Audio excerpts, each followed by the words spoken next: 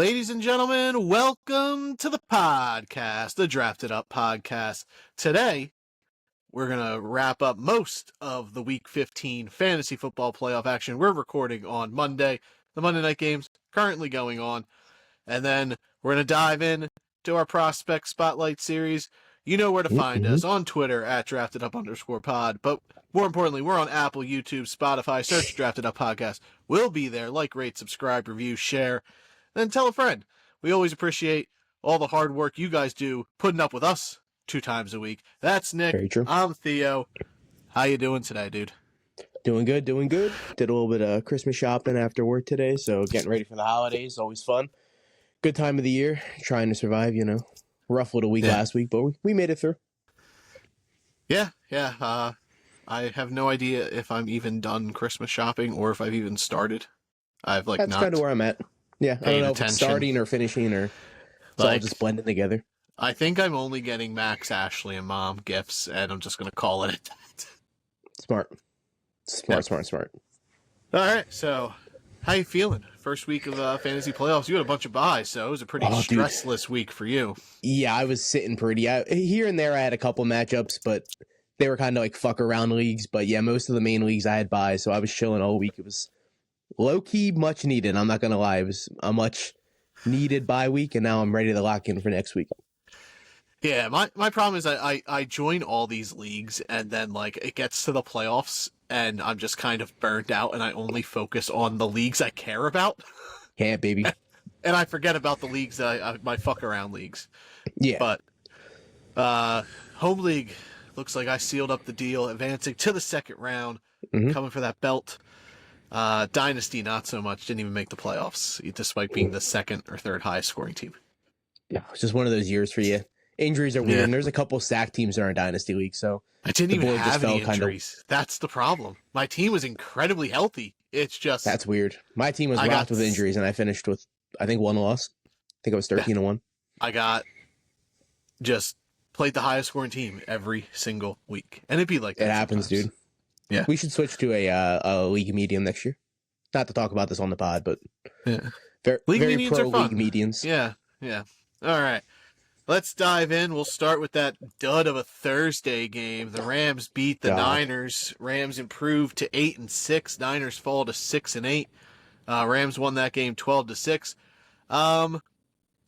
Yeah, this game, Kyron Williams, he was okay. He would have loved a touchdown, but 108, 2 grabs. So yeah, him and Puka were pretty good from the Rams side. Yep, Puka also 7 grabs, 97 yards. Also had 2 rushes for 11. Cooper Kupp had no catches on 3 targets.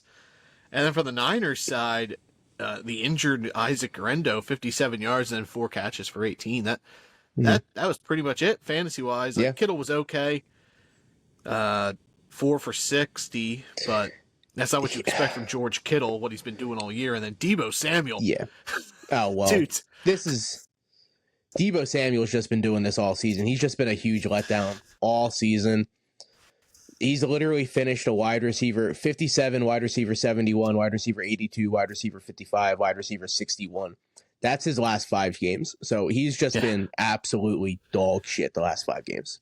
Yeah, he is not rosterable anymore. He wasn't even going into this week, but he was only being rostered on name values. And then Juwan Jennings, disappointing game for him. Huge letdown. He had 9 targets, though. Yeah. He got all the targets. The Niners offense just couldn't get it going, and they're defeated. Their backup middle linebacker refused to enter the game. He walked off because he was upset about being benched for Dre Greenlaw coming back. Dre Greenlaw is like an all-pro linebacker. Yeah. And Devondre Campbell was brought in to hold the fort down until Greenlaw got back, and now this dude's like, I don't feel like playing. Yeah, it's a bad vibe, and all the night, a ton of people came out. Kittle came out. The coaches all came out. If you don't want to be here, don't be here.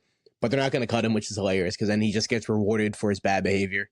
Yep. You don't reward bad kids for good behavior, bad behavior doesn't get good rewards. So I love that they're not cutting him to let him go sign somewhere else. I think that's hilarious. I like what the Niners are doing there, but it's a bad vibe with him. But I mean, the Niners have just had a rough season. It is what it is. You eat the year as a loss, but you still go out there and you play. These are your teammates. And what Yep. kind of message did that show for you getting a contract next year? Like, you're just Mhm. willing to walk off the field? Like, come on, dude. Get your head in the game. And the Rams, they scare. That is a team I do not want to encounter in the playoffs. I would like to They're say that I am very grateful for the bye week First in place our Rams. home league. Oh yeah, the Rams. We'll talk about that at some point. But like, I have Kyron, Puka, and I've Kyron, Cooper Kupp, and Juwan Jennings, and there's a good chance all three would have been in my lineup this week if I would have played. So I most likely would have been getting sent home. Bounced week 1. Yeah, you lucked out there. Speaking of getting bounced, the Dallas Cowboys whooped up on the Carolina Panthers 30-14. Dallas improves to 6-8. Carolina falls to 3-11. We got too hyped about Bryce Young, and he was okay. He wasn't nearly as bad as classic Bryce Young, but wasn't his best outing. 219 and touchdown and interception, 2 interceptions, and he also had 2 fumbles. And he had a rushing touchdown. I think last week though, you and I talked about the Cowboys pulling this off. Like, I think we both had Dallas winning. We did when we did our predictions. Yeah. So I mean, like, the score does surprise me, 30-14, but I'm not surprised Dallas ended up pulling it off. No. But your start of the week, Chuba Hubbard, I don't want to talk about any of my starts of the week. I would like to apologize to anybody. We just need to start disrespecting Chuba Hubbard. All 4 of my starts of the week just absolutely shit the bed. So I apologize to anybody in advance. And it's a bad week for me to shit the bed for starts of the week because a lot of people needed them. So my deepest apologies. But Carolina receiving game, if you had to ride dirty and start Jalen Coker, he came back. He's a guy I've been high on. I loved him coming out of Holy Cross. He was in my top 20 wide receiver rankings. And I was worried, like, he's been out, and I was worried David Moore was going to stay in that role of being one of Bryce Young's favorite targets. Jalen Coker comes back. He had 6 targets, 4 grabs for 110 and a touchdown. He was great. Adam Thielen was okay, 5 for 51. That was it from Carolina, because like we said, Chuba Hubbard, 10 carries, 32 yards, only 4 grabs for 17. Rough outing for Chuby Hooby.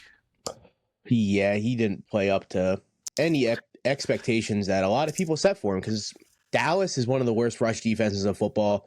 Chuba Hubbard's coming off a really good stretch of games versus really good rushing defense. So, like, and this is going to be very repetitive for all of my starts of the week. Like, everyone I picked had great matchups on paper, and they've just been performing decent enough to get starts of the week. And I don't know, do they just all 4 of them just dropped the ball and just didn't do anything with their opportunities. And it's really upsetting. Like, it honestly really bothers me. You should have looked on the other side of the field and started Rico Dowdle. 149 yards on the ground. Third straight game with 100 yards rushing. Yeah. And this guy, like I said, keep giving him these opportunities and he's going to perform. And that's what he's been doing. And he's kind of putting Dallas in a predicament. Next year, he's a free agent going into the offseason. So with the stretch he's on, he's going to get a decent little contract. It's whether is Dallas going to pay him or is Dallas going to let Rico walk? And then they should draft a running back, theoretically, at that point, whether it be Ashton Jeanty in the first or one of the many prospects running back-wise in the second or third round. Or if they're just going to sign some vet on vet minimum and be like, oh, no, we got this guy. We're good. So if I'm Dallas, I'm bringing Rico back and drafting a running back. I think that is the no-brainer because I don't think Rico's going to be breaking the bank for them. I agree. I don't think Rico's actually going to break the bank for anybody, and he has this really deep connection with Dallas. He's been there for a while, and they've just really stuck to this guy. I get they haven't really given him an opportunity to be the lead back for all of these years he's been there, but now he's got it finally the last couple of weeks, and he's shining. I think he should get another year or 2 deal with Dallas and see what he has, but they should definitely draft someone as well. But someone at work today had the audacity to bring up that Kenny Gainwell's a free agent for the Eagles and that he should get starting jobs next year. Like, he could start over Rico Dowdle was the statement he made. And I'm like, no. Rico Dowdle is 30 times the running back Kenny Gainwell is. Like, he's had, like I said, 300-yard games in a row, almost 150 yards this week on Carolina. Rico Dowdle is a legitimate starting running back in football. So I like Kenny Gainwell, but I like Kenny Gainwell for the role he's at. He is a good change of pace. He's a good backup. backup running back.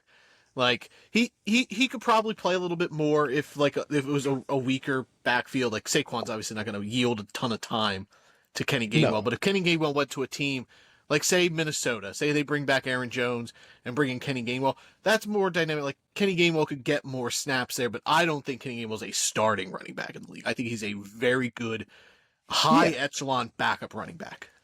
I agree. I think he's a lot like Tajay Spears in Tennessee. He's that kind of back where he can step onto the field and change the game up dynamically compared to what a workhorse kind of running back does.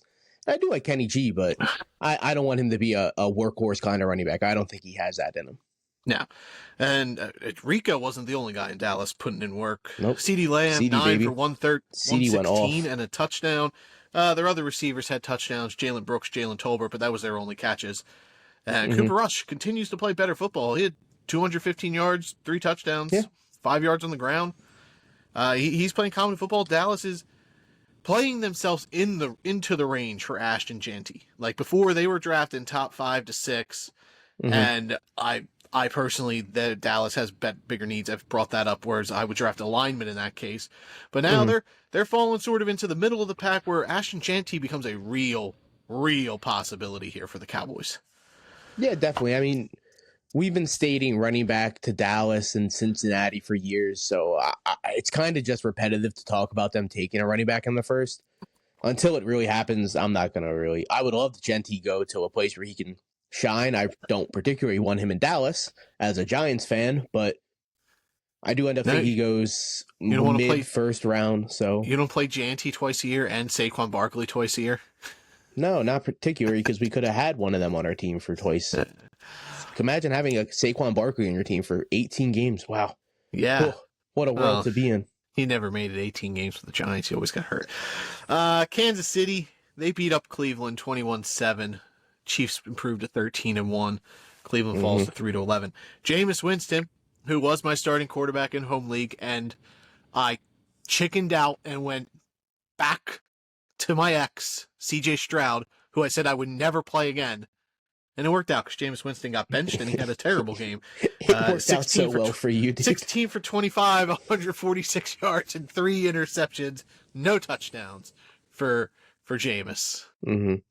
Yeah, and you did it last minute too. Like we were talking, and it was like literally 5 minutes before game time. Yeah, it was like 12:56, and you were talking about a quarterback change, and I'm like, this guy's pulling last minute hurdle, Hail Mary game plan, and I'm like, oh, but yeah, man, you love when it works out.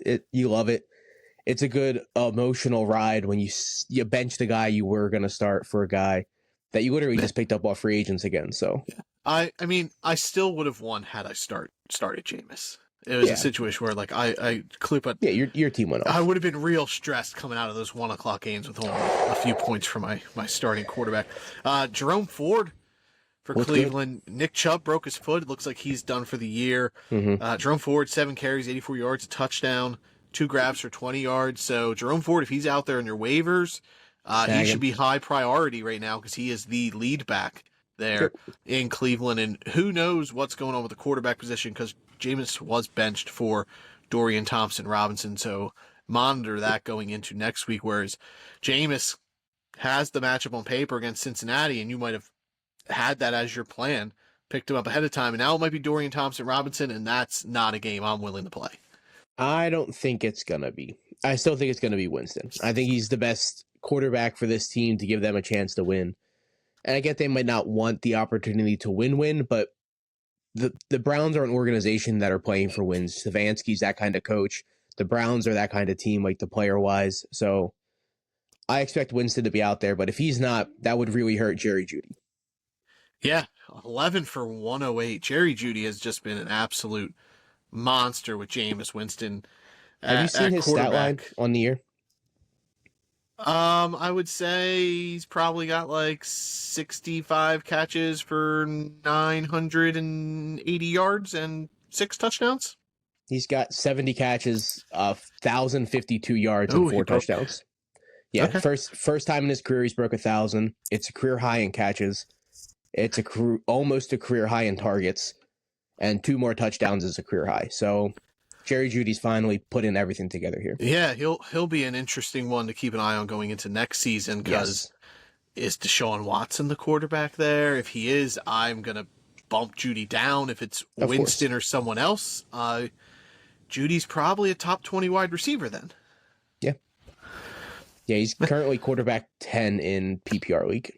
Receiver 10. If he was quarterback 10, that'd be incredible. I was looking at Winston as well. Speaking of quarterbacks, Pat Mahomes, he suffered an injury, but 159, 2 touchdowns. So he had a nice little game if you had Mahomes. But yeah, the ankle sprain, they're going on to a short week playing Houston on Saturday. So that's something to monitor there with Patrick Mahomes. I don't think he plays. The actual diagnosis is a mid to high ankle sprain, and he's still labeled as week to week. I honestly don't think he plays on Saturday. Yeah, and then the Chiefs backfield, they really muddied that up. Kareem Hunt and Isaiah Pacheco both had 13 carries. Mm-hmm. Kareem Hunt had 45 yards, Pacheco 32. They both had one catch. So neither of them overly efficient, both of them involved. So I thought this was going to be the week where they swayed to Pacheco. So we'll see how this continues to shape out for them. They were both on the field for 37% of snaps as well.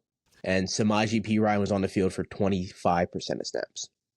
So that's a big old jumble. So if you made it through the week with starting Pacheco, man, I don't know if I'm willing to start him next week. I don't think you can risk it versus Houston. Yeah, if Mahomes isn't out there, I'm not messing around with like any Chiefs except Travis Kelce, just because of position availability. Yeah, I kind of agree.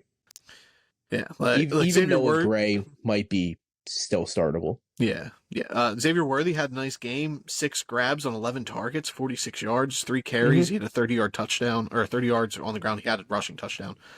He was the only effective receiver for fantasy. Like Hopkins was 5 for 36. Yeah, nothing really good. And Travis Juju Kelce had the touchdown. Yeah, Travis Kelce was 4 for 27. So those aren't ideal. Noah Gray scored again. He was 2 for 21 otherwise. Yeah, I'm willing to say the Chiefs' defense was their highest scoring player in all fantasy formats.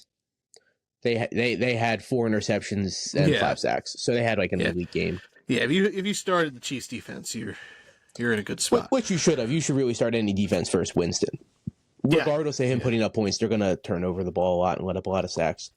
But yeah, Kansas City's offense it's really not the same this year for fantasy.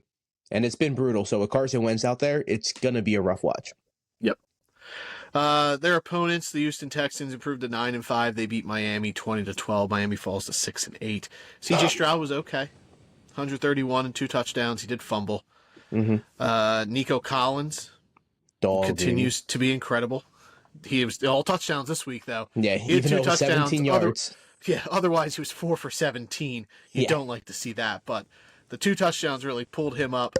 And that was it for Houston. Like Tank Dell did Tank Dell things, 2 for 26. Dalton Schultz, 2 for 13. And Joe Mixon was only 12 for 23, 5 grabs for 33 yards. You have him in the home league. That definitely wouldn't have helped you on the situation where you needed a big Joe Mixon game. Yeah, my team was pretty much carried by Jalen Hurts, A.J. Brown this week. They both had huge weeks. We'll get to them. I had Denver's defense. They went off. But, yeah, Joe Mixon, he was a letdown. Just like Cooper Kupp, Jawan Jennings. And these guys just didn't perform the weeks you need them to. So it's kind of upsetting. So, especially coming off the bye. Like, Houston had a week to sit. So Mixon came off rest. And I don't know. He's got a rough matchup next week versus Kansas City. Kansas so I'm not thrilled about that. How you feeling about that? Not thrilled. Yeah. Jalen Waddle, he put up the goose, but he did get hurt. He got during hurt. the game. Yeah, but it sounds like he's okay. He's day to day. So monitor him. Malik Washington was the beneficiary of that. He was 5 for 52. Another fave of myself. I was very high on Malik Washington coming out of Virginia. Tyreek Hill, 2 for 36. So not ideal if you had to start him. And Achane continues to be the most efficient and best player for the Dolphins on fantasy. 41 yards on the ground, but 7 grabs for 35. And then your start of the week, Tua. 1 touchdown, 3 interceptions, a fumble loss, so 4 turnovers, and only 196 yards through the air. It was a rough go for the Dolphins. 0 turnovers in 5 games, and now he's out here throwing 3 interceptions, less than 200 yards. Next start of the week, and he's like, hey, by the way, I don't show up today.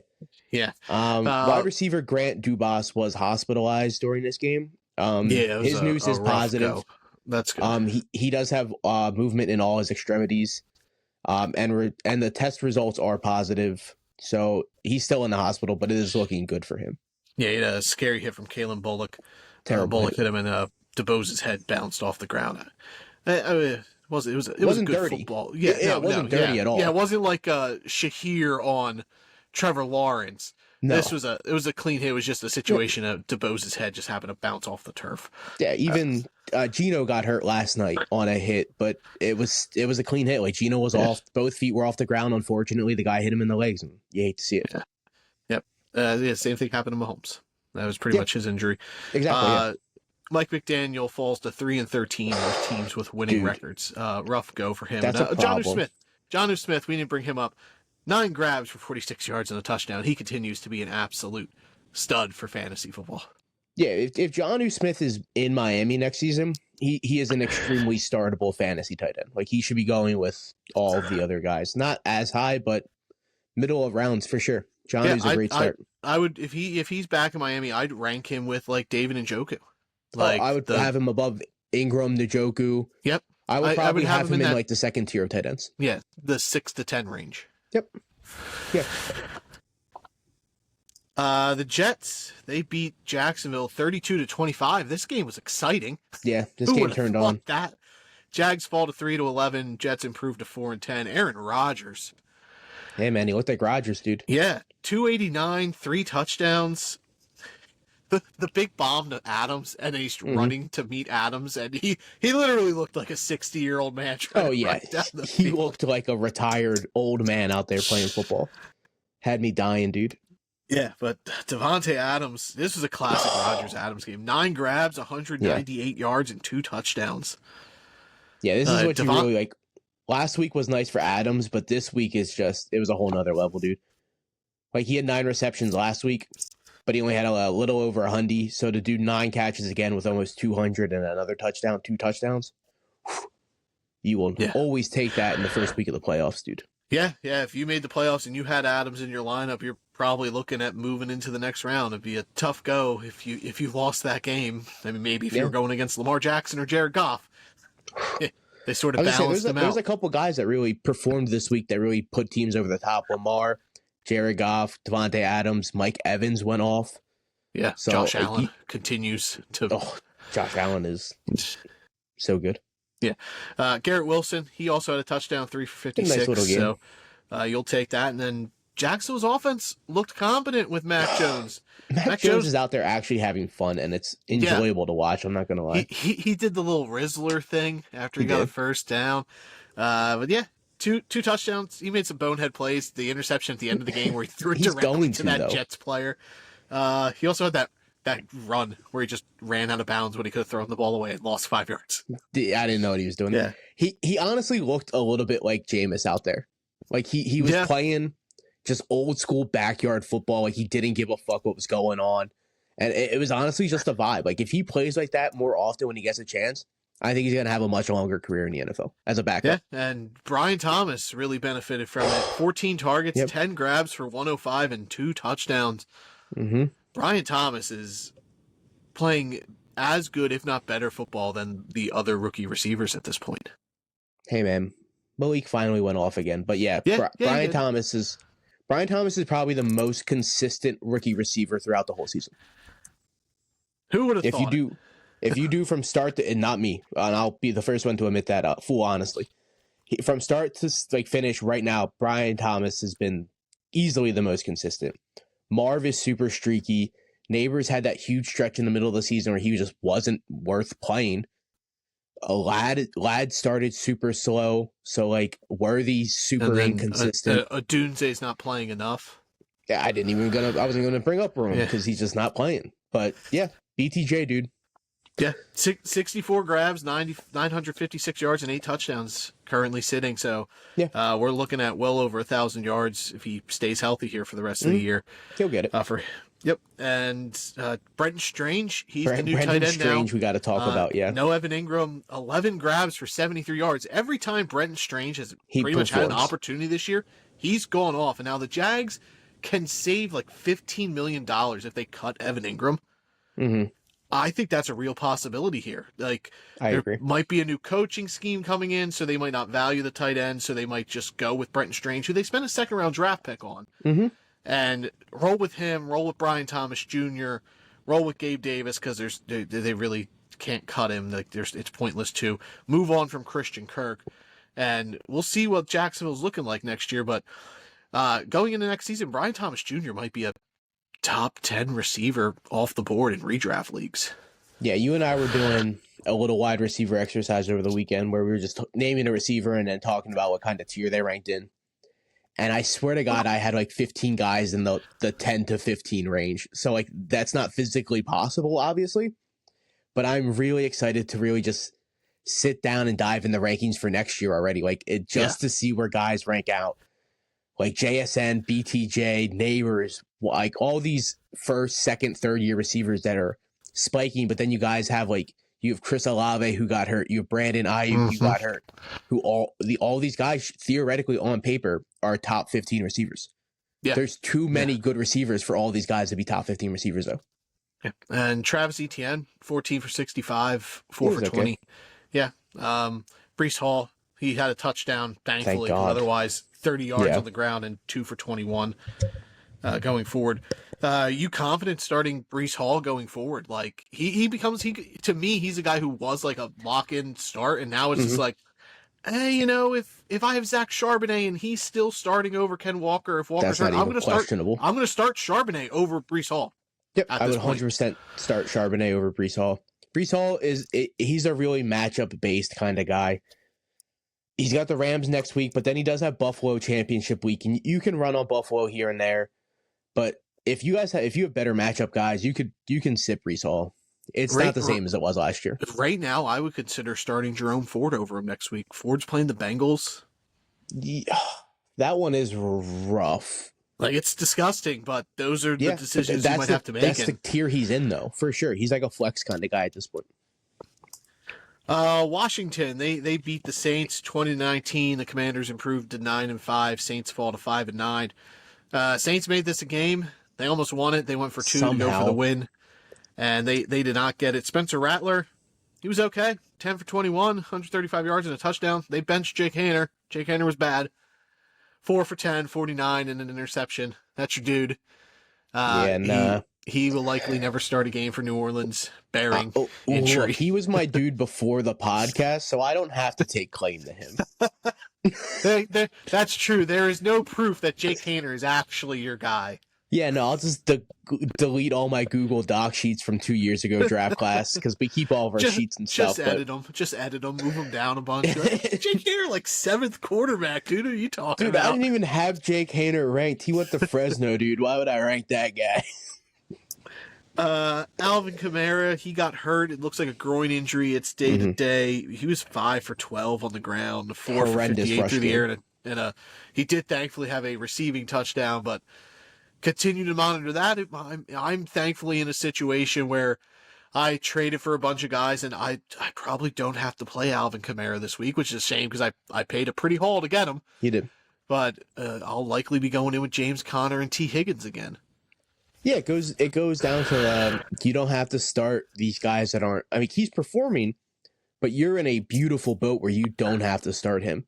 Yeah, 95% of teams have to start Alvin Kamara, and you were lucky enough to get that one-handed touchdown catch, which was gorgeous. And then the announcer had the audacity to keep talking about how it might have not been a catch. Yeah, he's like, we really need to review this, and he's like, oh, I guess it was announced that it was a touchdown. Yeah, dude, he caught the ball with his hand. But if you're an Alvin Kamara owner, check your waivers. If Kendre Miller's there, throw the rest of your fab on him. Yeah. And get the backup because Kendre was involved. He was 9 for 46, real efficient on the ground. And he's a good football player, despite what Dennis Allen has been telling us for the last 2 years.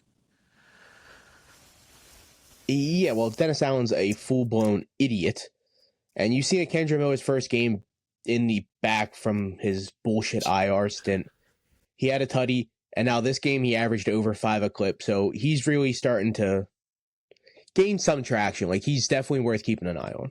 Yeah, and that's it for the Saints, unless you're chasing Foster Moreau, which I am not. Godspeed if you are, because it's the wrong tight end to chase.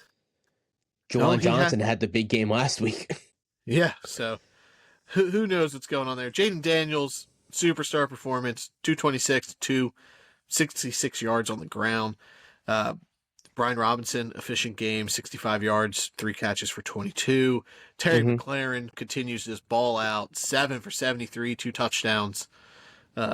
Absolute dog here for Washington. That was it. Zach Ertz, he had a concussion, so it was all Terry McLaurin in the receiving game.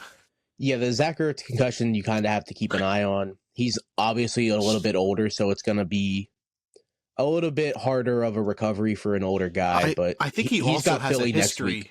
He has a history of concussions as well, I believe. I think he has 1 or 2 in his career, but I'm telling you now, if he's able to clear, he's going to be out there. He's got Philly next week, and you know he's going to want to be out there for Philly.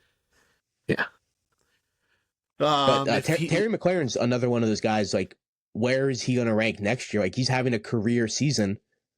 It's his first year with Daniels, so you kind of have to look at that. His career high in full point PPR is 14. This year, he's ranked 5. So he's well above his career high and his normal finish. Like, his normal finishes is around the 20. But Terry McLaurin, I'm 100% in on. I loved him coming out. He was a really good receiver without a good quarterback. And now with Jaden Daniels, I think he's going to be close to a top 12 receiver.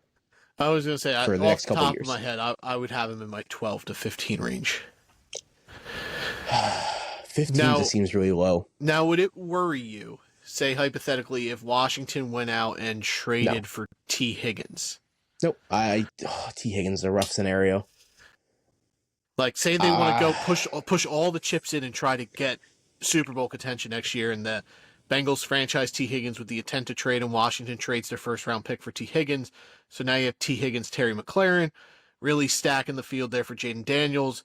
Would you value Higgins or McLaurin more? I would still value McLaurin more than Higgins just because I know what he has already. I'll take what I've seen with the top 5 finish what McLaurin has over the question mark that Higgins and Daniels have. Okay. Yeah. I would say both would end up being in that range. It would be a matter of just calling your shot there. And I think both would be great. I think getting Jaden Daniels another weapon should be a priority in the offseason. I agree. Baltimore, they beat the Giants 35-14. Giants fall to 2-12. Ravens 9-5. Lamar Jackson, if you played against him, I'm so sorry. If you had him, congratulations. 290, 5 touchdowns, 65 yards on the ground. He did fumble, so he did have one bad thing happen to him. Way to go, Giants defense. 21 for 25. And then the Giants, Tim Boyle got to be your quarterback, so congratulations. Danny DeVito mysteriously got hurt. Yeah. I swear to God, that happens all the time. It's like the Giants want him out there to tank. And then he was like, this guy cannot. He was 10 for 13. It was a nice little completion percentage. Yeah, 10 for 13 for 68 yards, dude. Yeah. You have 10 completions for 60 yards? Come on, dude. He had more yards on one less attempt than Derrick Henry had. So, yeah, Derrick Henry, who took the day off. Yeah, Derrick Henry was 14 for 67. So, rough go if you're a Derrick Henry owner thinking you had this pretty matchup. Justice Hill, 5 for 61 and a touchdown. So, he was a benefit of Lamar. Rashad Bateman, who you said was in flex consideration, 3 for 80, 2 touchdowns on his part. Zay Flowers was okay, 6 for 53. Mark Andrews got in the end zone, thankfully. Otherwise, he was 2 for 24. Yeah, he broke the record for Ravens touchdowns all time, I believe. So now he's the holder of that. So that's just a cool little shout out to Mark Andrews. He scored in 3 games in a row. So and then Malik Neighbors was it for the Giants, 10 for 82 and a touchdown. Devin Singletary was playing a ton. Yeah, I don't know why. He's also getting all the goal line carries. Like, every single one is going to Devin Singletary. He was 8 8 for 25 and a touchdown. He also had 3 grabs for 16 yards. And then Tracy was 10 for 31, so he had more carries, but passing work, he was 1 for 4. He had one more target, but like you said, Singletary's getting the important touches in the red zone. And it's so weird because the week before he played in 18% of snaps, which is a season low. He had less than a point. He had 2 carries for 8 yards. So I don't know if the game plan where like Singletary fits running versus the Ravens better than Tracy does. Yeah. I don't know what the game plan was. It's a very weird stat line for these 2 running backs. Yeah. But podcast favorite Rasheen Ali also played. Was this his season debut? Love to see it. Yep. Now he played against Philly. I think the game before he played. Yeah. He's only done kick return stuff. This was his first actual work. His first carries in the NFL. Yeah. Neighbors going forward with Tim Boyle. You cool with it? Or you think this was just a garbage time fluke? I'm cool with it. Neighbors has broke double digits every game he's played since week 7. A million targets. and that's what it's all garbage targets. And this is full point PPR, obviously. But like he went 14, 14, 10, 12, 15, 14, 24. So like I think he's got a good baseline. And it showed that he's got a good ceiling too with the 24 this week. Yeah. Moving on, Cincinnati beat Tennessee 37-27. Bengals improved to 6-8. Tennessee falls to 3-11. Joe Burrow had 3 turnovers, but he also had 3 touchdowns, 271 yards.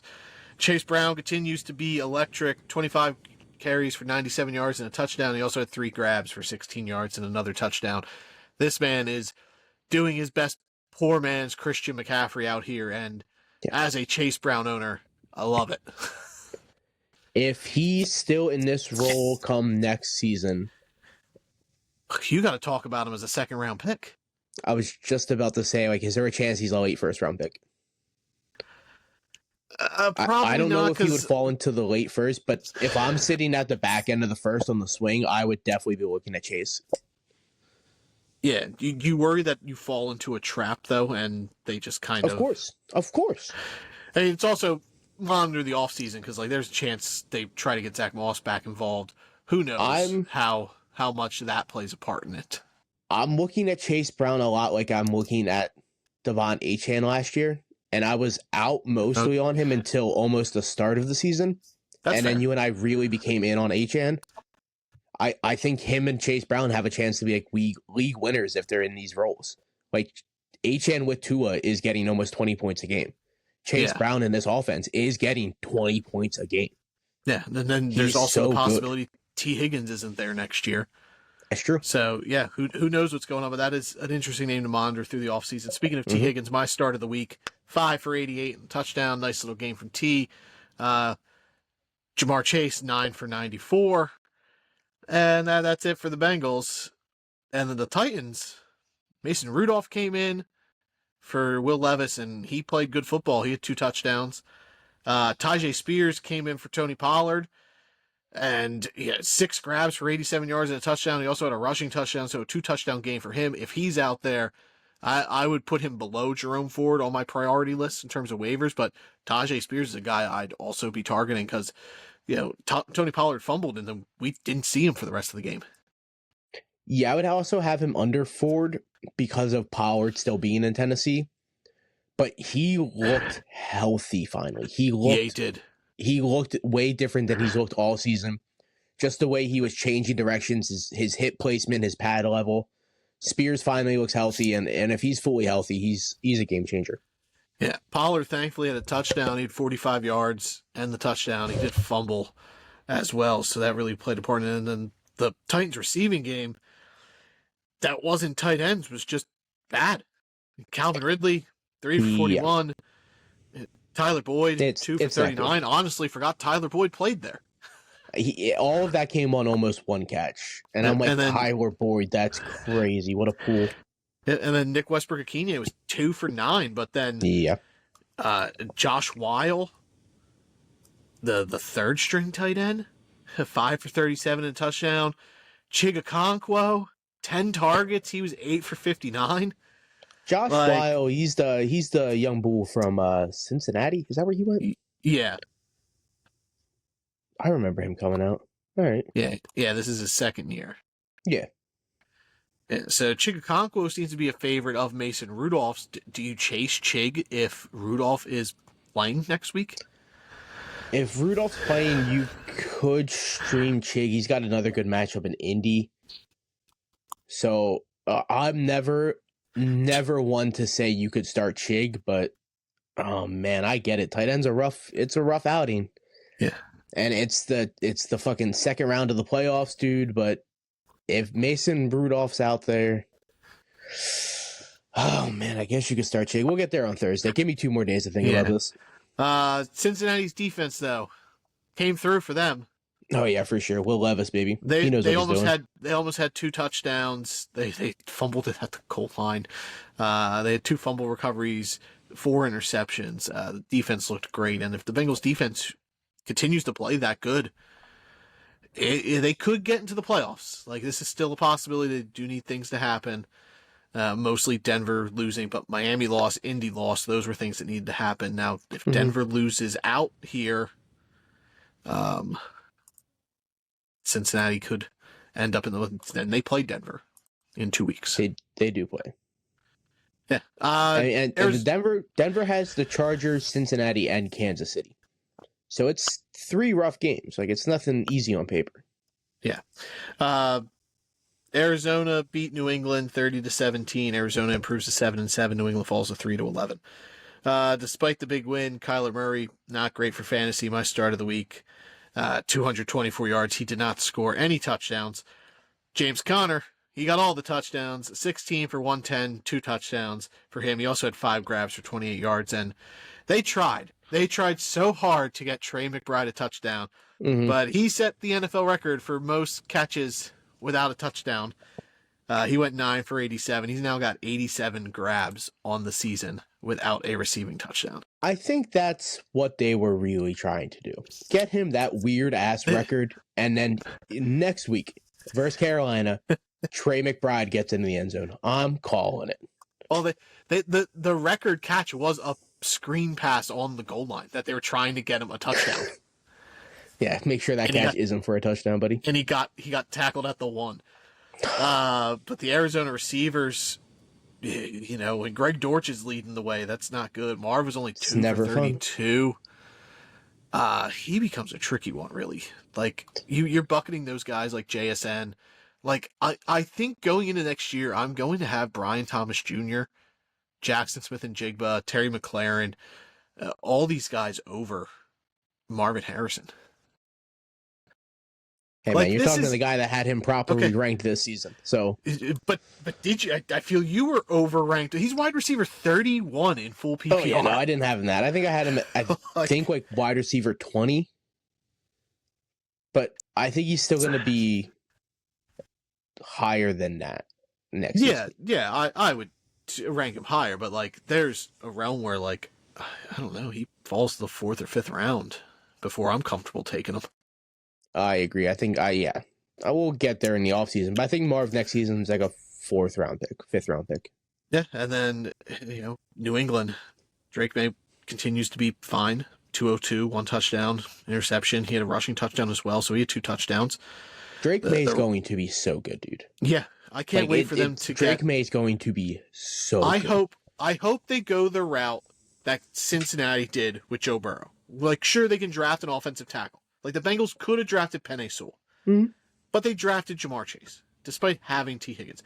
I hope New England, with the 3rd pick, as they're projected currently, doesn't take a tackle, and they take either the guy you're going to talk about today, or they take Travis Hunter and utilize him more as a receiver than a corner. Like, get Drake May a weapon, an elite weapon, trade back into the 1st round, and draft a tackle. Oh, yeah. You can easily trade back in and get still a 1st round tackle later in the draft. You don't need to be taking one at 3 when you could get a game changing guy with Travis Hunter or a other receiver in the draft. Obviously, everyone knows it's Tedrow McMillan from Arizona. Like, these guys are game changing wide receivers, and Drake May is going to be so good in the NFL. Please get this guy weapons. Get him a run game too. Jesus Christ. Like, they paid Ramondre, and I don't know why. Like, why are we paying Ramondre? I don't know. It felt really strange. Like, I get why they did it. Like, Ramondre's been a serviceable back. He's fine, yeah, but I don't think he's worth a contract extension. Yeah, like, they gave him a $40 million deal. Like, exactly. And that was the basis for what Carolina gave Chuba Hubbard. Like, if we're paying that's Chuba a much Hubbard, better I'm deal cool for Chuba Hubbard than Ramondre Stevenson. He's now worth the money. I'm not cool with Ramondre's deal. No. And he's been 69 yards. Like, he's playing like the same amount of time as Antonio Gibson. Like, the New England backfield's a mess. The receiving crew ain't any good. Like, Jalen Polk's barely getting used. Keyshawn Boutte had 5 targets, but 2 for 19. Demario Douglas had a touchdown, but 3 for 11. None of the receivers they're just all fucking number 3s. Nobody on this team is worth any fantasy relevance at this point. Even Hunter Henry. Like, Hunter Henry's a good floor play, but 4 for 25. Austin Hooper is like consistently getting more points than Hunter Henry at this point. Yeah, it's like Hunter Henry hasn't outscored him in 3 weeks, so I'm not starting any New England Patriots. Yeah, like Drake May is really the only one with fantasy value, but he's a quarterback you could find. There's better streaming options. Yeah, he's a low end QB2. Yeah, if you got Drake May in Dynasty though, that's a pretty thing to have right now. Yeah. Denver, they beat the hold on. Colts. You concerned about Kyler Murray? Yes. Like, he's had pretty easy matchups. This is like 3 average games in a row for him. The Seattle game ended up being a pretty good game. He finishes quarterback 10. He had 2 touchdowns, but he still had 2 picks, and his rushing game wasn't there. And now he has a good matchup with Carolina, but like, can you start him with confidence? I thought you could this week, and it didn't turn out. I would still go with him unless I I would have him in the 12 to 15 range. So like him or Bo Nix. Bo Nix has a tough matchup. Bo Nix has the Chargers. I think I would still go Murray. That's close though. Bo Nix first game versus the Chargers was week 6. He had 27 points in a 6-point touchdown week. 2 touchdowns, 1 interception, 60 yards on the ground. Yeah. I think I would still go Murray, though, just because the Panthers, you can really pass on them. Like, look what Cooper Rush just did to him. I agree. I would also go Kyler Murray over Bo Nix. Yeah. Speaking of Bo Nix, though, his Broncos improved to 9-5. Colts fall to 6-8. They won 31-13. Please tell me you saw the play where Anthony Richardson passed it to Adonai Mitchell. And then Adonai Mitchell tried to pass it back. And it was a pick 6? And Nick Bonito was ready. Yes. Do you feel Bonito? I feel Bonito. Yeah, that was a pick 6, dude. That was crazy. Move by Shane Steichen to think the Colts can complete 3 passes in one segment when they barely can do that. Yeah. On a drive. Yeah. Well, considering Anthony Richardson was 17 for 38 and 2 interceptions. Classic A-Rich game. A truly horrendous game. And like that play was so dumb, dude. Like, you're involving 3 passes with Anthony Richardson. It felt so slow, too. It was so weird. Like, Bonito was literally just standing there waiting for the ball to get thrown back to Richardson. Ugh, it was a horrendous play. Hey, we might have to start talking about plays. Nick Bonito as a defensive player of the year. He's got 10 sacks and 2 touchdowns this year. He's having a nice season for Denver. Denver's defense in a whole has been playing truly, really good, making it a tough matchup for me because I have them and Green Bay next week. Like, the Chargers is a rough matchup, but the Denver's defense has just been so elite, dude. Yeah, like they're playing incredible. It's rough. Football. Yeah. But speaking of dumb plays, back to that. Jonathan Taylor did the unthinkable. He did the unthinkable. He had a breakaway rushing touchdown, and he dropped the fucking ball before the goal line. And the interview after the game, dude. This week, though. It's happening so often this year, and I don't understand why players aren't thinking through the play, dude. Like, I feel we're on this podcast every other week talking about guys dropping the ball before the fucking goal line. And this one's huge. This is Jonathan Taylor. Like, on all pro caliber. It's always running. Level. It's always receivers or like defensive players doing it. I've never seen a running back do it. No, it's never been like an elite level of running back. Like Jonathan, and it killed me, his press game interview. Like it tore him alive. It broke him. He's like, you just can't do it. I don't know what happened. I didn't try to move the ball. I didn't drop the ball. Like he wasn't thinking. It was just an instinct to drop the ball, hold on to the ball, and give it to the ref after the play. It's that simple. Don't let go of the ball. Don't let go of the ball till you're 6 yards into the end zone. Hand the ball to the ref. The ref is standing out of bounds past the touchdown. If you're handing him the ball, you scored a touchdown. It's give the ball to the ref. Yeah. Breaks my heart. Jonathan Taylor, though, had a great game otherwise. A great game. 107 yards on the ground and another catch to add to that. And then he was it for the Colts. Like Pittman, 9 targets, but 9 for 58. And he also fumbled. Josh Downs had 8 targets, but he was 3 for 32. None of these guys are playable with Anthony Richardson. Like they're going to have spike weeks, but it's just so few and far between, dude. It's not worth it. Anthony Richardson is just, Bo Nix, 130 yards, 3 touchdowns, but 3 interceptions. 8 for 23 on the ground. The Denver backfield continues to be disgusting. Jaleel McLaughlin, 21 yards. Javante Edwards, 15. Audric Estime, 13. Yeah. A true backfield of nobodies, unfortunately. Cortland Sutton had 9 targets, but he only hauled in 3 of them for 32 yards. He thankfully had a touchdown, made his day worthwhile. Marvin Mims, he hauled in all 4 of his targets, and he also got a carry on the ground. But he's a guy I would roster, but he's not somebody I'd be trying to plug in. Like, it seems like he's now the second option. He got all of Devon Villay's targets at this point. Like, they've switched number 2s. Yep. No, I agree. Game of the week, though. How about it? The Buffalo Bills and the Detroit Lions. Amazing. Bills win, improving to 11-3. Detroit falls to 12-2. 48-42. The score makes it seem a little bit closer than it really was. It's one of those kind of games. Yeah, the Lions had a garbage time touchdown and pulled themselves back into it, but it was a big whooping for Buffalo. But the funny thing is, like the Lions, Jared Goff, they've won a game this year where Jared Goff threw 5 interceptions, and now they lost a game where Jared Goff threw 5 touchdowns. Mm-hmm. Like 494 and 5 for Jared Goff. His stat line is crazy. He had a killer game, dude. Like, and it sucks because you're playing Buffalo, who is the hottest team in football, and it honestly doesn't matter if you they're playing Buffalo and you scored 42 points, you're gonna lose. Not when you have Josh Allen. He's stepped up a whole nother level this year. Buffalo scored 42 points last week and lost.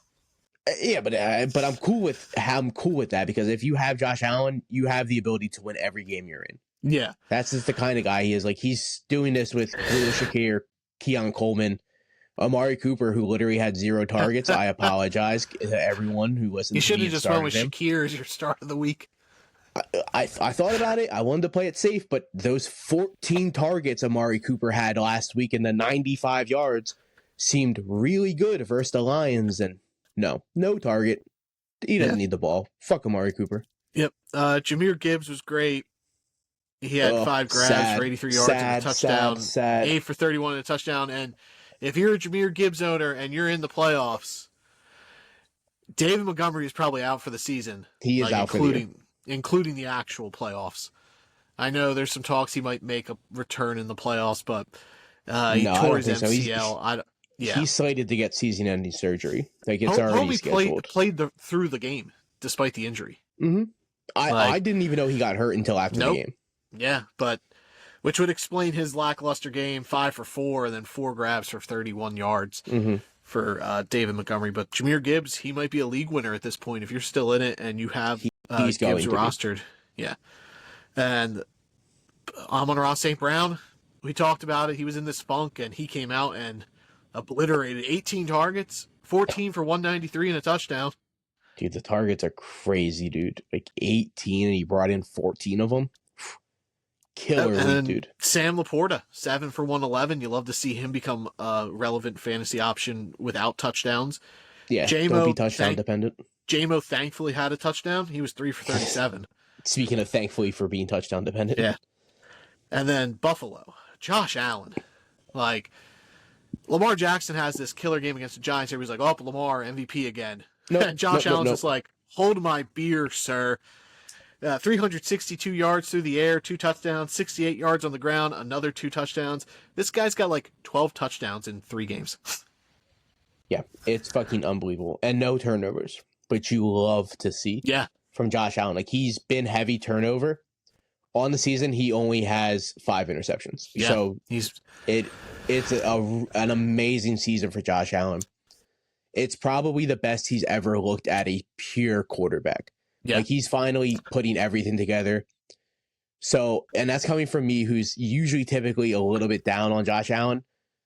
But I would say right now he is by far the most talented quarterback in football. Like, he's more talented than Patrick Mahomes.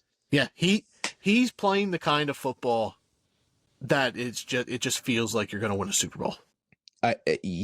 I honestly believe the Bills and the Eagles will be playing in the Super Bowl.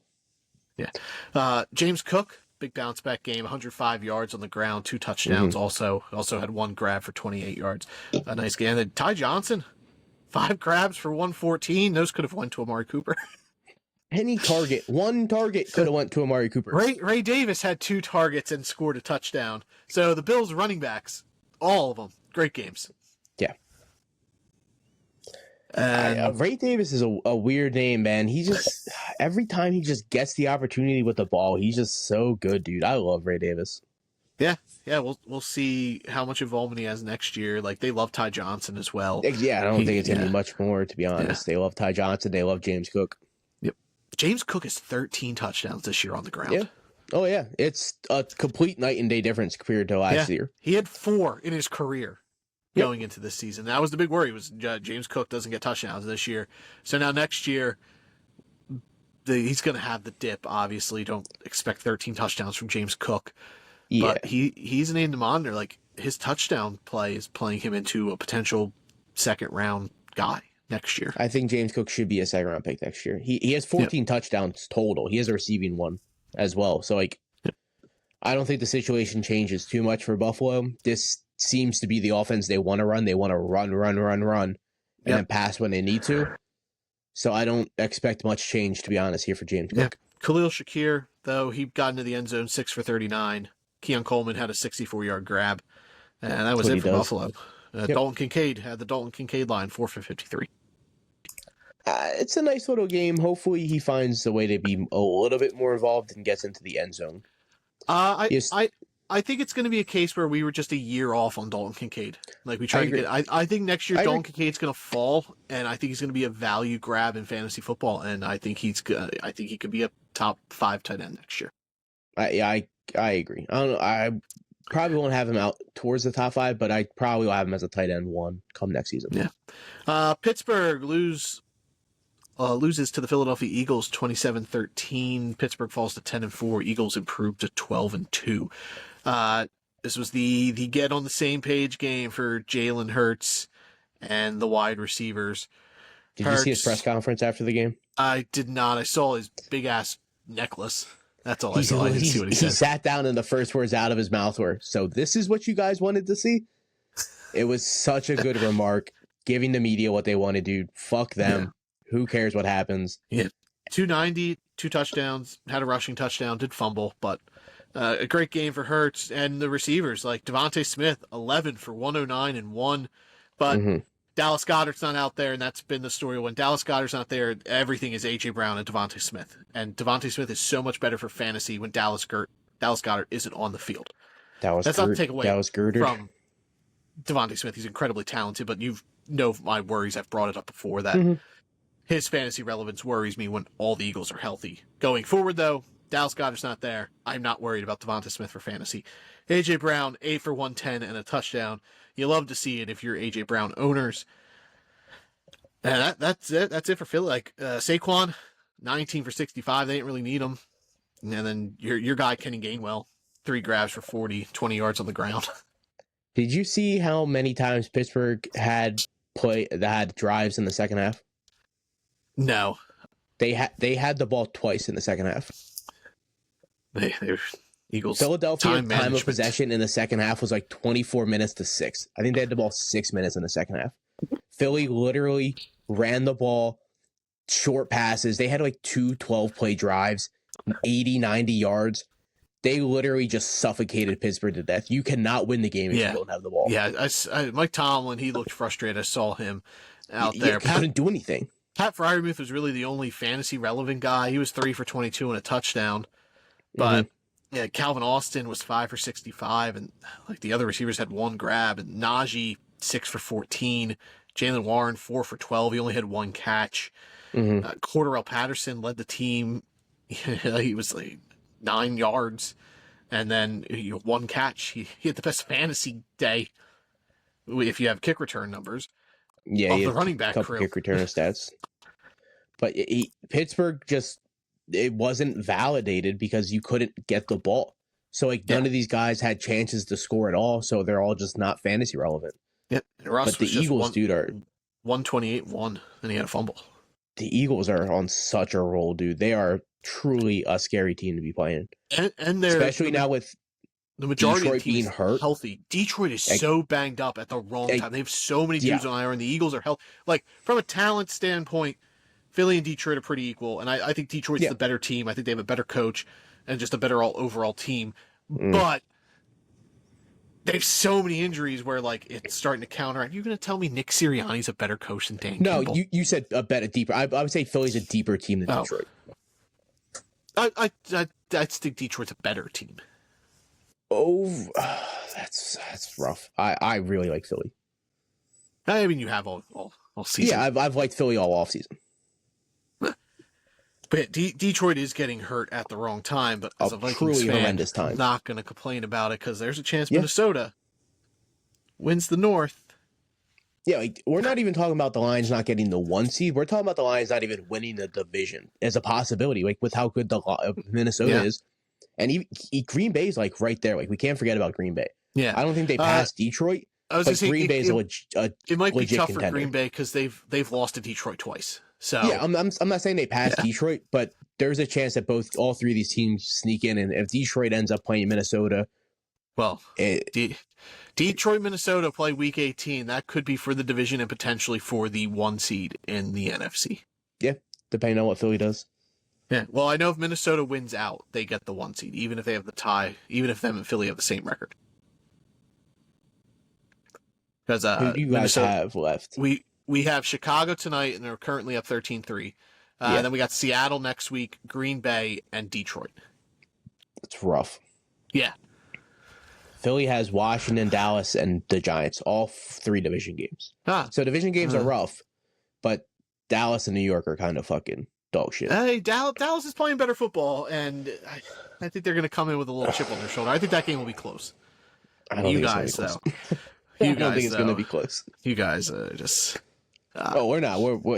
That's already a win.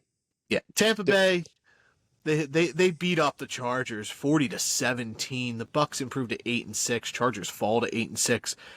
Baker Mayfield 4 tutties, an interception, 288 through the air, 25 on the ground.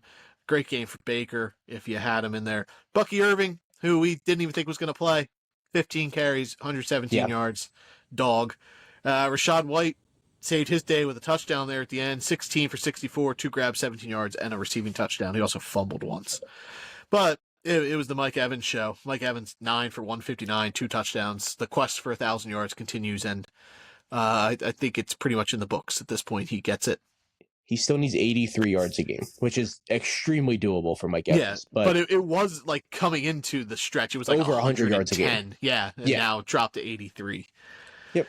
Jalen McMillan, though, another touchdown, 5 for 75. He's a guy to monitor, maybe stash away if you need an upside play going forward there. They got a good matchup in Dallas. He scored 3 touchdowns in the last 2 weeks.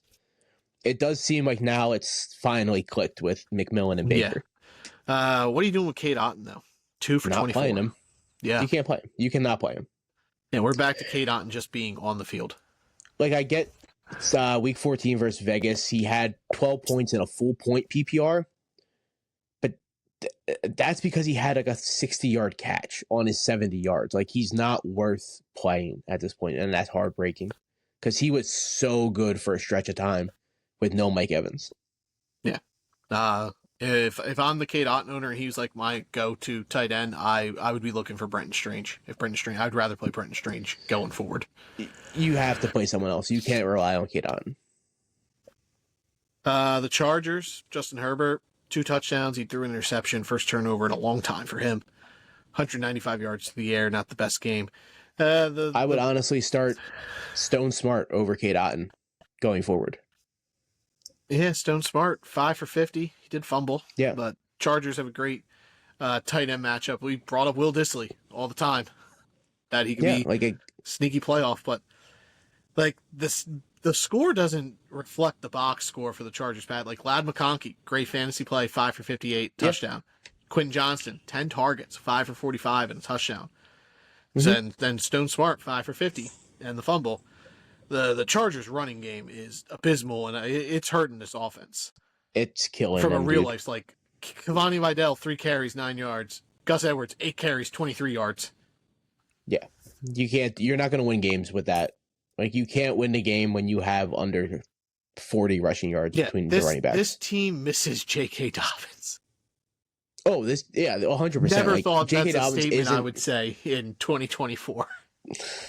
Yeah, that's very true. Like, J.K. Dobbins isn't an elite running back by any metrics, but he was a viable running back for the Chargers, and he was good enough to get the job done.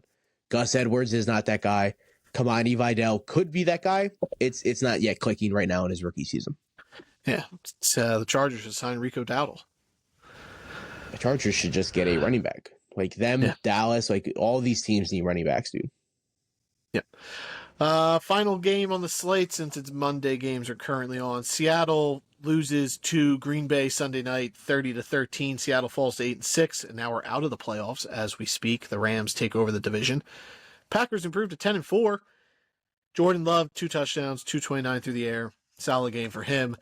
Josh Jacobs continues to be an absolute stud for fantasy. 94 yards on the ground, a touchdown, 4 grabs for 42 yards. He did fumble, but a great game for Jacobs. And then the roulette of Packers receivers. Romeo Doubs had 2 touchdowns, 40 yards. Jaden Reed had 5 grabs for 34. Did you happen to see the one Romeo Doubs touchdown?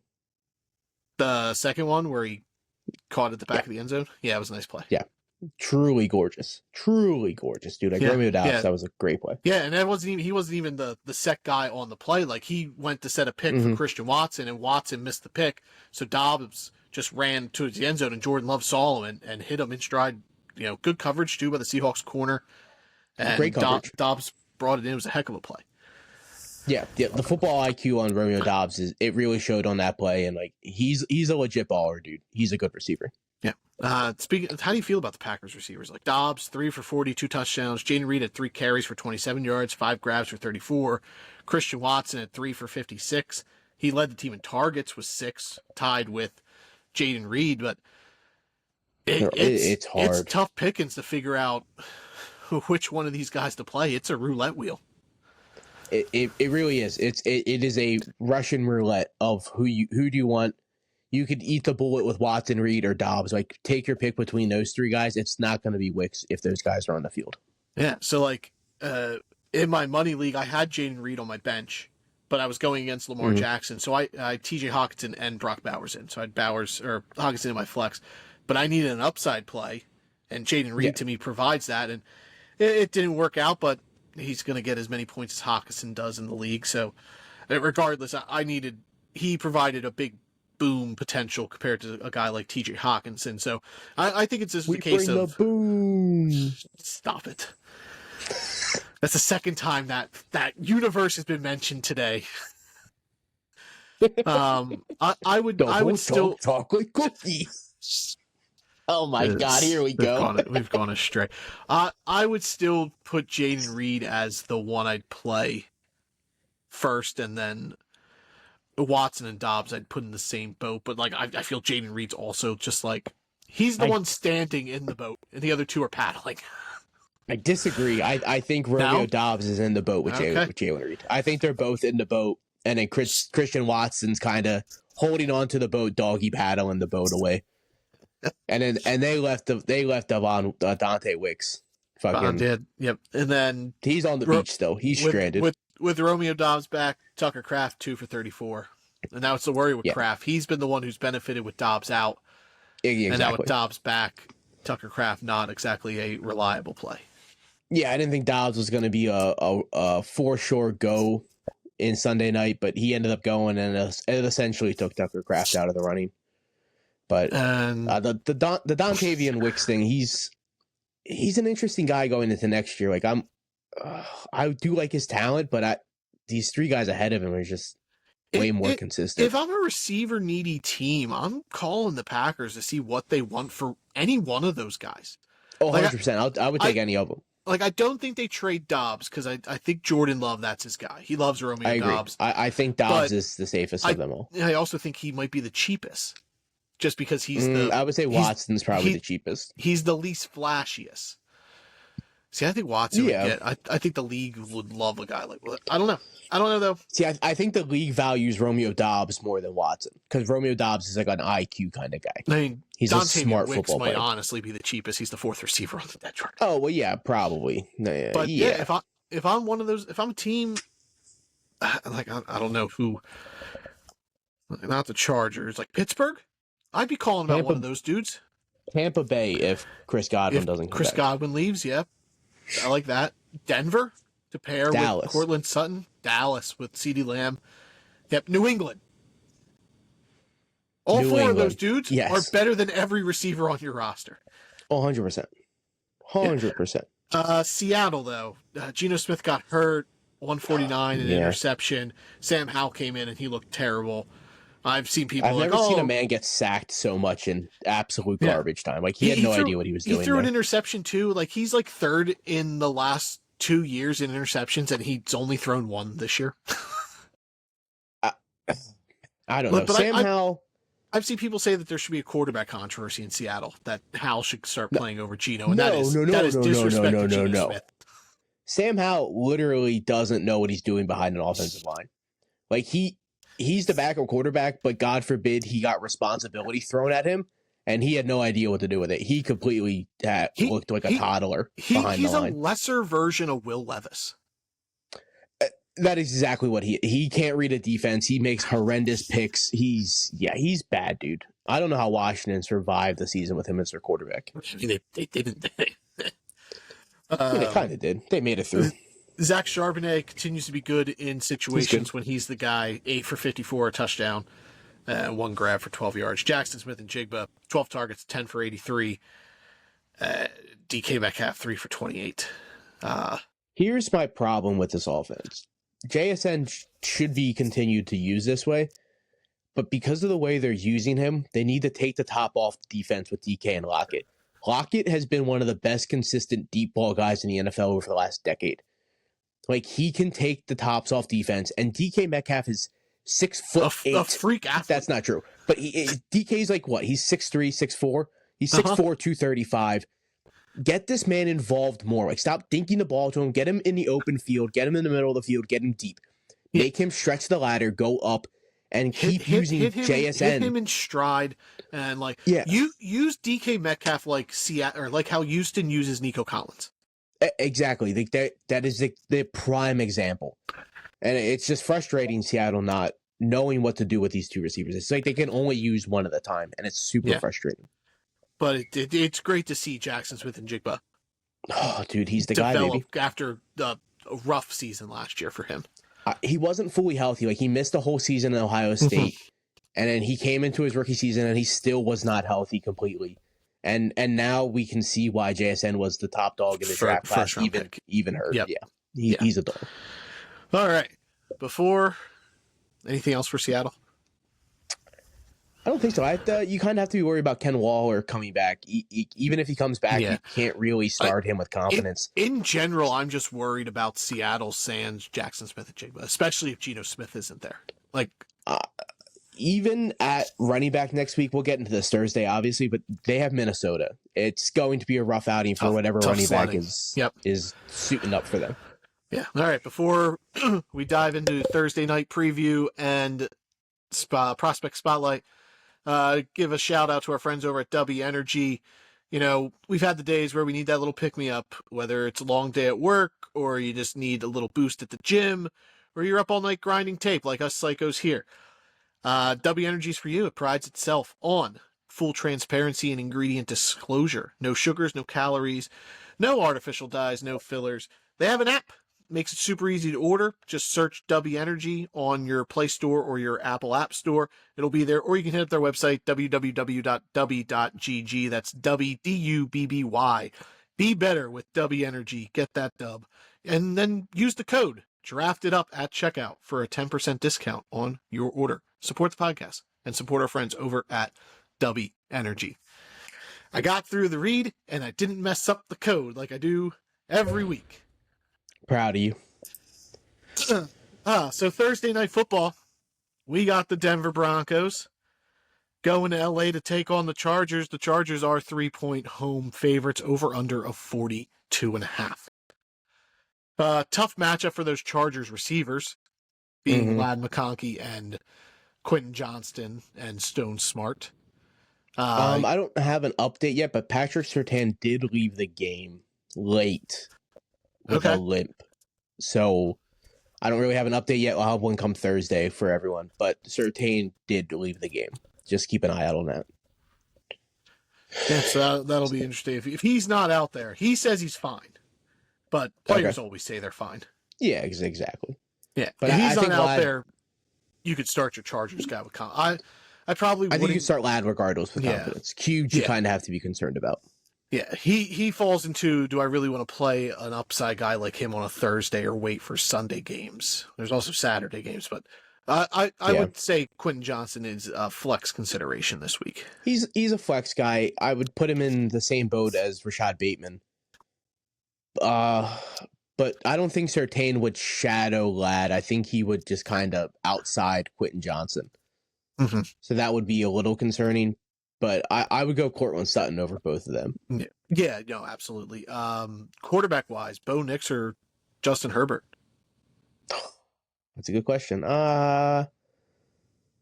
Probably Herbert off the top of my head. I would lean towards Herbert because Nix has been turning the ball over here lately, and that's not really a thing Justin Herbert does. And his rushing upside really isn't there. Like, he had 23 yards on the ground, but that's a high since week 9. Mm-hmm. So, and the games in between, he didn't even break 10 rushing yards. So, like, his rushing game is super inconsistent at this point. So, I would probably lean Herbert. And then this is a game where we're not playing anybody from either backfield. Name one running back if you had all of them on your team. Being Javonte, McLaughlin, Estime, Gus Edwards, and Kamani Vidal. For some reason, you have all 5 of these backs. Play real. 2 of them. Which 2 are you playing? I would play Jaleel McLaughlin. He still had the most opportunities in Denver. And then I think I would take an upside shot on Kamani Vidal over the other guys. I would lean Javonte as my second back in this game. Oh my God! It'd be McLaughlin and Javonte. Both Broncos backs. That sounds like the worst. I'm not saying I'm starting both, but if I had to rank all 5 of them, they would be the top 2 in my eyes. Javonte would be 3 for me. I don't want to mess around with Gus Edwards or Audric Estime. They're the same player. No, I agree. I think those guys are just, you can't even look at them as options. But yeah, this is pretty much simple for me. It's Ladd and Cortland Sutton, or you can put them in confidently in your lineup. Either quarterback, if they're on your roster, I'd start them, but unless you had a better option. But I don't think they're like must plays. And then the other receiver, Quentin Johnson, you could flex, but he's not a must start. I truly hate that this game's a Thursday and I have to make a defensive decision on Thursday night if I start Denver's defense. That shit drives me insane. But if Will Dissly doesn't play, I think you can flex Stone Smart. I honestly do think Will Dissly's on IR, so Stone Smart is going to play. Is he? I thought I saw that he went on IR. I don't think so, because the report I seen, he didn't practice today. Oh, okay. Maybe he didn't. Maybe they were going to put him on IR and didn't. Okay. Yeah. I don't think he's on IR. Yeah. I agree. I don't think she plays on the short Who's your other defensive option? New Green Bay versus New Orleans, I believe. Is that in Lambeau? I will get you that Hold information on. I in was gonna say one I have second. the games in front of me. It is in Green Bay. I would go with the Packers defense on Monday night. Oh my God, they play Monday night. Oh my God. I would go Green Bay over Denver. They're at home. They're playing the I am Saints. leaning Green Bay over Denver right now. And That's the way I am leaning. Denver's playing on the road. Short week. That sounds like a trap. I would play Green Bay against the Saints. Spencer Rattler. No, thank you. Yeah. Yeah, And both then, are pretty decent matchups. Who wins this game? I'm going to go Denver. Taking the Bengals out of playoff contention. I'm taking the Chargers. I think the Chargers need a bounce back win. I think they get it here. I think it's going to be a legitimate battle. There's also a chance it's just a snooze, run the ball, defensive kind of battle. Well, except neither of these teams can run the ball. You might be right. They might have Bo Nix and Justin Herbert both have 60 yards on the ground. That could happen. All right. Yeah, maybe. Let's dive in to the Prospect Spotlight Series. We missed it last week, so we promised you guys, each of us giving out 2. We're going to do 1 defense, 1 offense each. Why don't you start it off? Start with one of them. I don't care which one you start with. I'll start offensively. I'll go my wide receiver 1 in the upcoming draft right now. It's Tetero McMillan, wide receiver from Arizona. 6'5", 215-ish. He's a huge body. The pluses I have for him here are he's a huge frame. His pass catching is a traditional NFL size with his size, weight, and arm length. So he has all of the catching abilities to be an elite wide receiver. He's super fluent after the catch, which is nice, but he does lack top end speed. I'll give him that. Like, he doesn't have the ability to blow up defenses. You're going to see that though with most 6'4", 6'5" wide receivers. Exactly. He's 6'5", 215. Like, he doesn't need the huge speed because he's so big and he knows how to run his clean routes. His separation is good for 6'5". So like he's a mismatch for any type of corner. And God forbid you get him into the slot on you get him in motion, get him in the slot, then he's working the middle of the field on a linebacker. He's a big slot. It's a wrap. Like, you can't cover him regardless on who's on him. The downside, or no, what I have here. So as a true freshman, he led all first-year players with 702 yards on 40 catches and 8 touchdowns.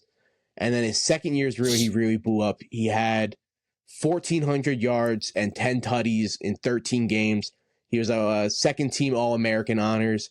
So, like, and this year, he's consistently doing it again. Like, he's going to be technically probably wide receiver 2 taken because of Travis Hunter, depending on what side of the ball he plays, but he's going to be wide receiver 1 taken because Travis Hunter is a generational talent.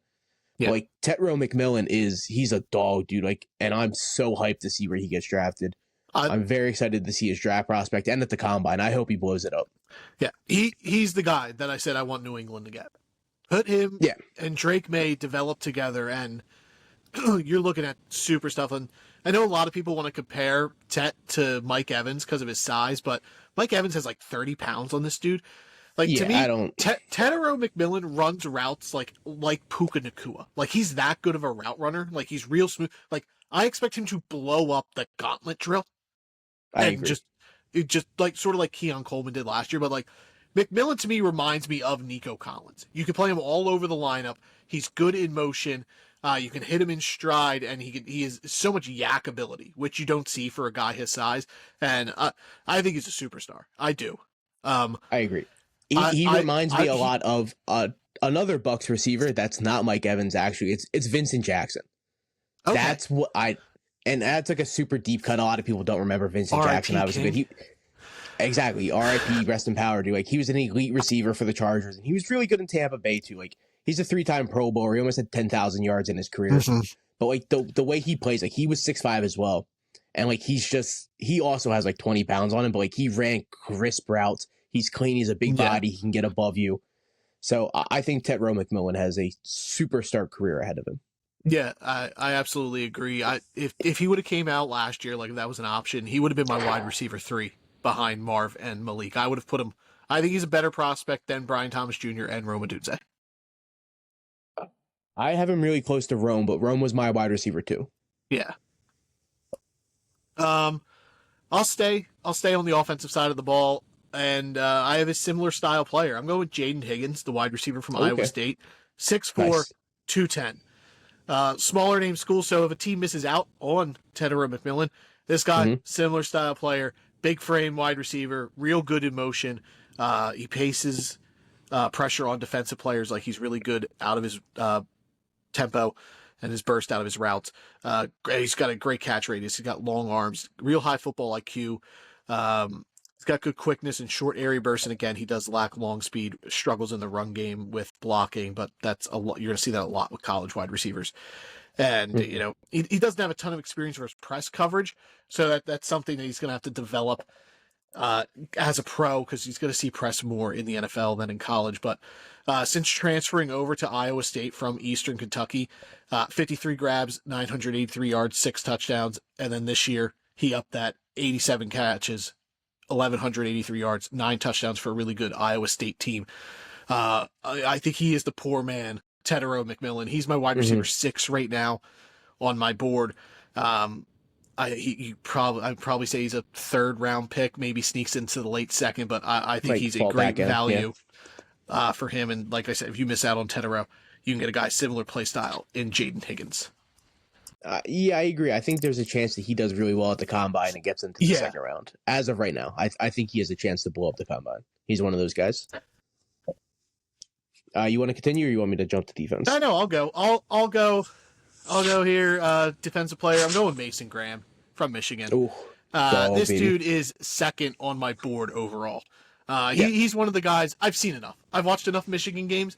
I just know this guy's good. Like, you get the tape where like you don't need to study little intricals of everybody to see like who's better than what. Like, I know Mason Graham, just watching him off tape, is going to be a force superstar of havoc. And he doesn't necessarily play an important position. He's an interior defensive line, so he might fall in the draft to like the 8 to 10 range, even though he, to me, is the 2nd best player in the draft behind Travis Hunter. But this dude, 6'3", 318, he keeps his shoulders square, and he's real good at this, sneaking through a gap and like making himself small to either, stop a rush for a behind the line tackle or pressuring the quarterback. He takes blocks on really well, real strong, great size. Like, you can't bully this dude around. Great upper body strength. He pushes the pocket as a bull rusher. Like, there's not a lot of linemen who are just keeping this guy in place. He's pushing his way through. Fluid pass rusher. I think he could be one of the best pass rushing defensive tackles in football. He's a little on the smaller side, 6'2", 6'3", smaller arms too, but he's really good with like moving his arms and keeping his shoulders square. That it makes up for his deficiencies in height and arm length. But he was a 4-star recruit. He did have some injury problems in 2023. He broke his thumb, but he played through it with a cast. 2nd team All-American in 2023. 1st team All-Big Ten. He was the Rose Bowl defensive MVP. He's an academic All-Big Ten player. Like, he's a super smart player.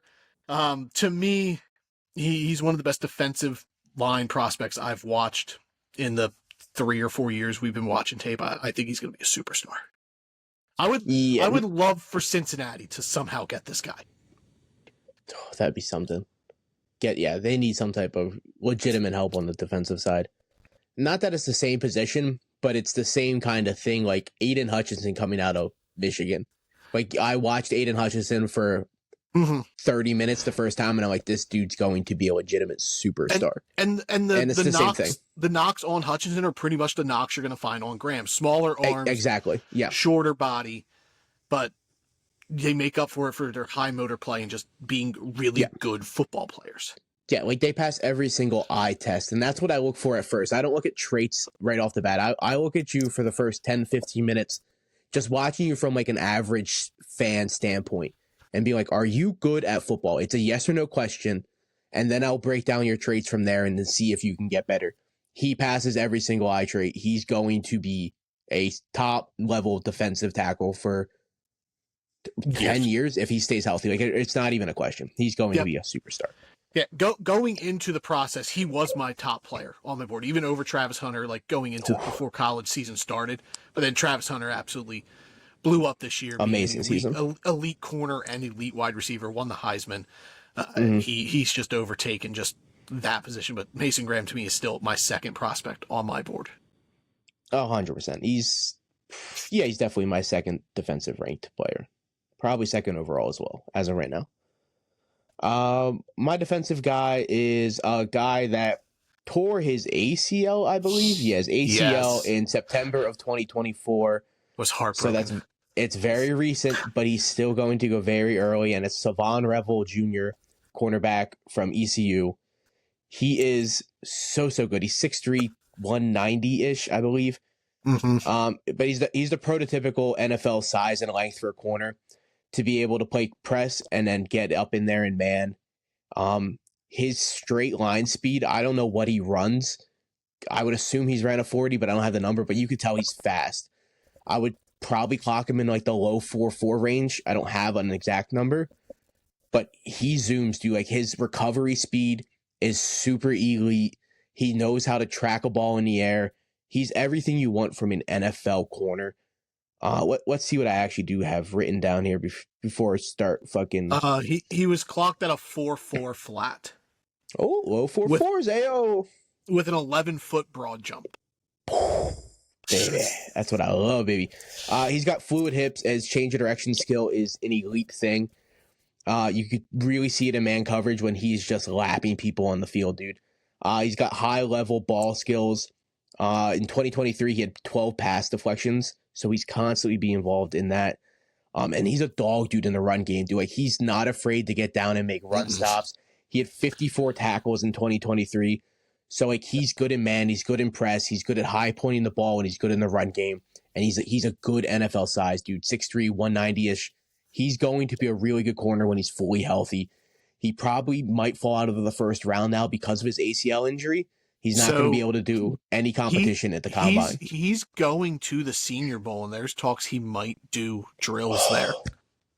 So he says he plans on being at the combine and doing. That would be amazing. Yeah, which would be I great don't want him to push himself, dude. There's no reason to push yourself. Even if you're not a first round pick at the end of the day, he's going to go in the second. Like, he doesn't fall past the second round regardless of what happens. He's going to be a really good corner. It just might take a little bit of time to develop, and I hope a team really just gives him that chance because he's an elite kind of player, especially around the ball from a cornerback's position. Yeah. He's my cornerback 2 or 3 right now, and that's with the ACL injury. Yeah. So he's doing just minor stuff at the Senior Bowl if he does partake in anything, but he's mostly there for team interviews and stuff, which will be great for him. Exactly, yeah. He was a favorite of mine in summer scouting. I loved him, and I remember telling you guys, like, hey, this guy could be the Quinyon Mitchell of this draft class, of the smaller school who just kind of blows up and takes over, and it becomes highly drafted.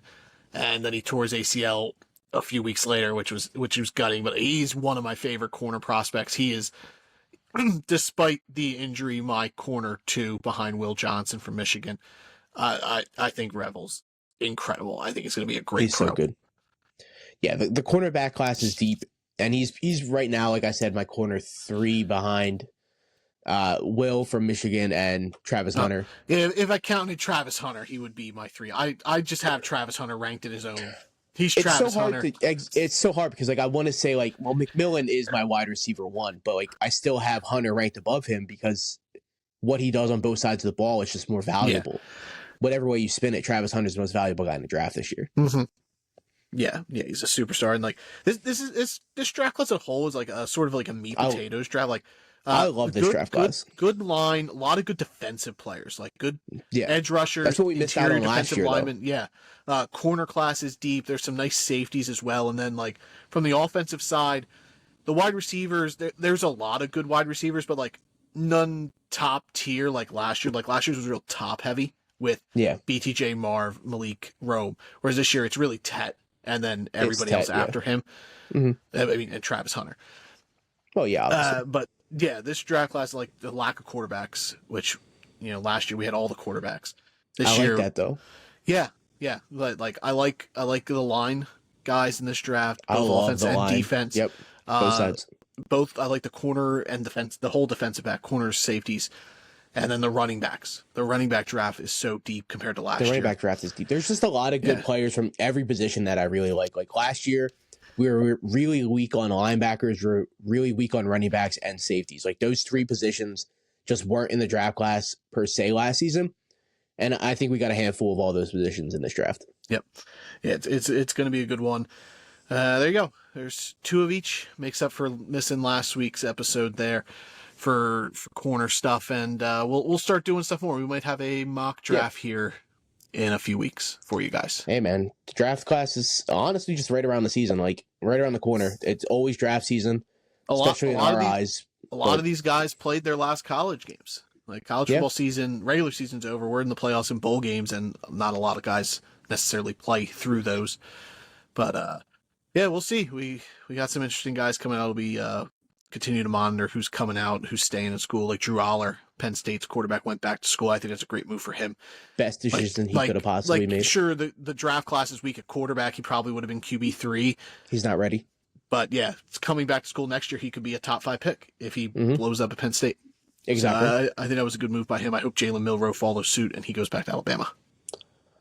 I don't think Milroe goes back. I think he comes out. Yeah, I would prefer him to go back, but yeah, we'll see. I agree. He is, as of a few hours ago, he's expected to enter the draft. Yeah, no, I think Milrose ends up entering for sure. Yeah. All right, that'll do it, guys. If you advanced on, you're playing this week.